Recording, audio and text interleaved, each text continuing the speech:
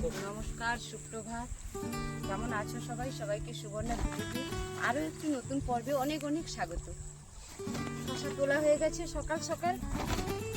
এটা কিভাবে বাছাই করে নিয়েছি আমরা, এই যে তারপরে বস্তায় করে নিয়ে যাব। বস্তায় করে ওই সেই স্কুল মাঠে তুলতে হবে। স্কুল মাঠে তুলে গিয়ে তারপরে বাইকে করে নিয়ে যাবো।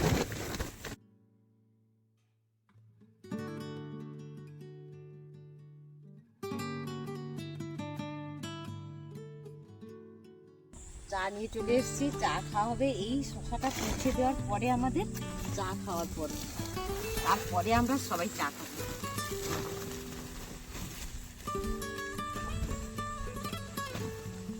শসাটা কিন্তু সুন্দর, বৃষ্টির জন্য একদম ফ্রেশ বেরিয়েছে।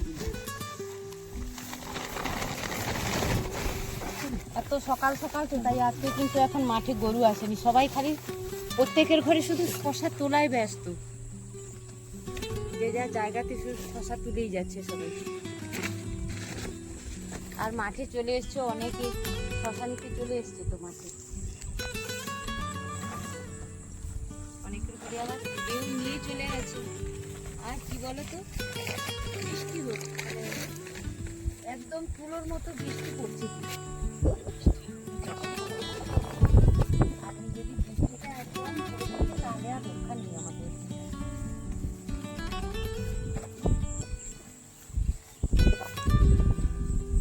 সবসময় কি বলতো, শিশির আর এই কাদার মধ্যে থাকতে হচ্ছে।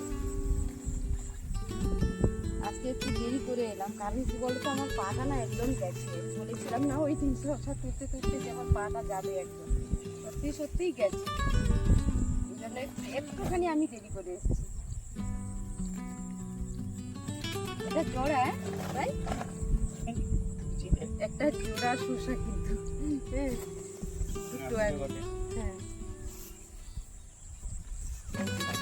এটা একটু লাল হয়ে গেছে। এটা কিন্তু এখন সবুজ আছে।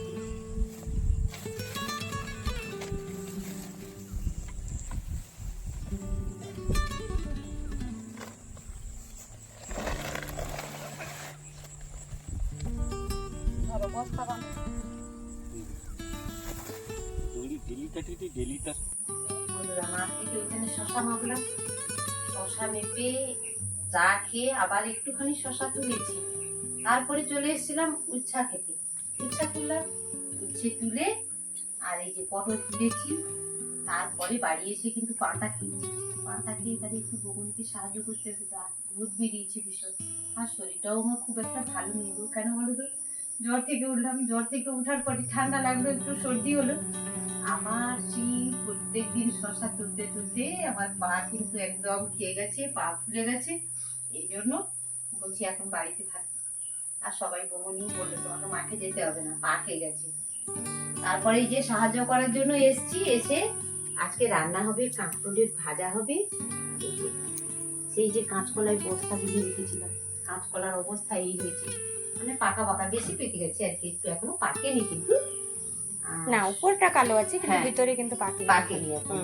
এই যে দেখা যাচ্ছে তো।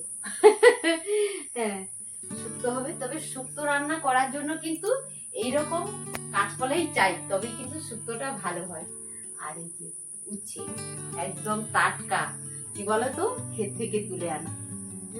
আর এই যে পটল একদম টাটকা সবজি সব আমার মাঠে।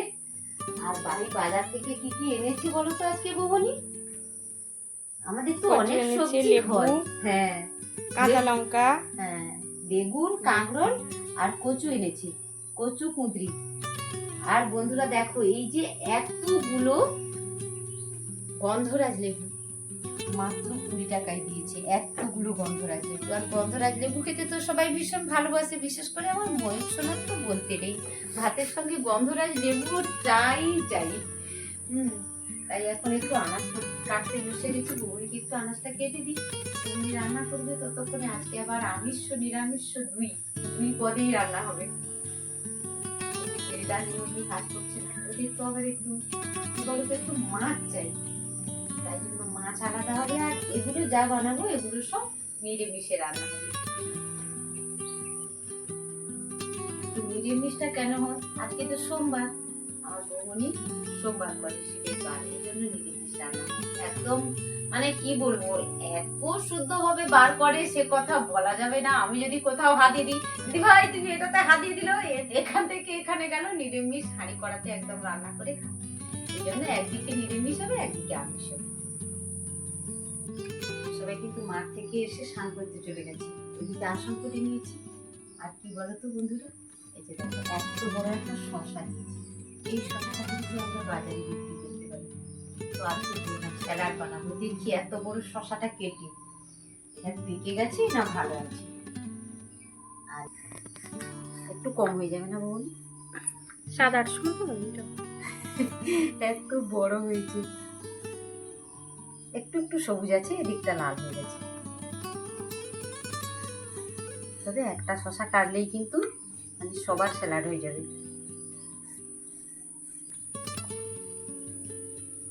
ভেতরে কিন্তু ফাঁপা হয়ে গেছে, অনেক বড় তো তাই। তবে খাওয়া চলবে গো, সেরকম ভাবে কিন্তু বীজ এখনো পেকে যায়। আর খাওয়া খাওয়া যাবে। যাবে, হ্যাঁ খাওয়া যাবে। আর একটা জিনিস কি বলতো বৌমনি, বাজারের শশা কিন্তু তেতো হয়, তেতো নেই কিন্তু আমি একটু দেখে নিয়েছি। বাড়ি একটা শশা কাটতে এতটা শশা নিয়েছে।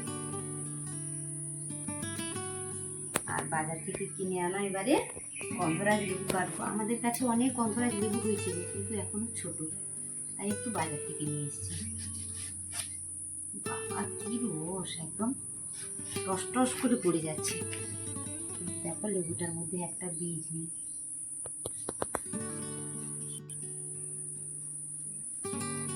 সব গুছিয়ে রাখি, খেতে চলে এলে তো তখন আর বোঝাতে পারবো না।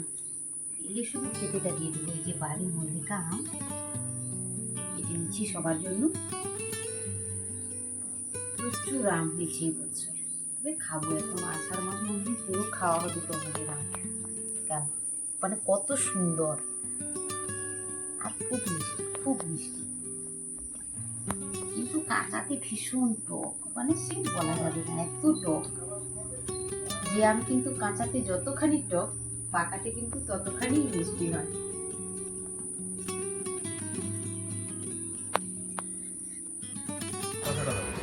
শশাটা নুনটা দিই একটু, আমি এখানে দেখি আপনি নিজে করে নেবেন। এতগুলো মাথা কি হবে তাহলে? আপনি তো বলছিলেন প্রত্যেক দিন কি। এমন সময় সম্ভব নয়, অল্প খরচা আছে। আচ্ছা খরিদ্দার আছে, এই জন্য চলে যেতে হবে। এখন স্যালাড মাথা দিয়ে স্যালাড। এই যে ভাইকে এমনি নুন দিয়ে দেবো, তারপরে আমরা একটু সস দিয়ে লেবু দিয়ে। পেঁয়াজটা দিইনি আজকে, পেঁয়াজ দিইনি কারণ হচ্ছে বৌমনি নিরামিষ বলে আজকে পেঁয়াজটা দিই। সবাই খেতে বসে গেছি আমরা। আজকে কি রান্না হয়েছে? বড়ি ভাজা হয়েছে, কাঁকরোলের ভাজা হয়েছে, শুক্তো হয়েছে, আর মাছের প্রচুর টক হয়েছে আজকে, স্যালাড হয়েছে, আর আপেল। উচ্ছার ভাজাও তো রয়েছে। উচ্ছাটা ওই যে আপনার সুগার তো, তাই উচ্ছা ভাজাটা এক্সট্রা। ওই যে আপনি টক খাবেন না, হোমিও ওষুধ খাচ্ছেন, তো আপনার জন্য মাছের ঝাল হয়েছে। সব তো আলাদা আলাদা হচ্ছে না সবার জন্য। সেই নোনার সবার মাছটা কথা তো ভাবতে হবে, একার কথা তো ভাবলে হবে না।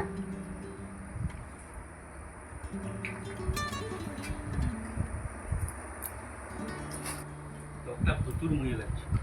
টকটা মুখে লাগানো হয়। আমরা এই যে তেঁতুলের টক খাই, তেঁতুলের টক শরীরের পক্ষে ভীষণ উপকারী। অ্যাসিড নাশ করে। হ্যাঁ একদম। প্রচুর তাই না, এই যে নোনার মাছটা না একদম রোগমুক্ত মাছ, গোটা গোটা। সেই কোলেস্টেরল মুক্ত। হুম, হুম, শুক্তাটাও সুন্দর হয়েছে। হুম। বেড়ে স্যালাড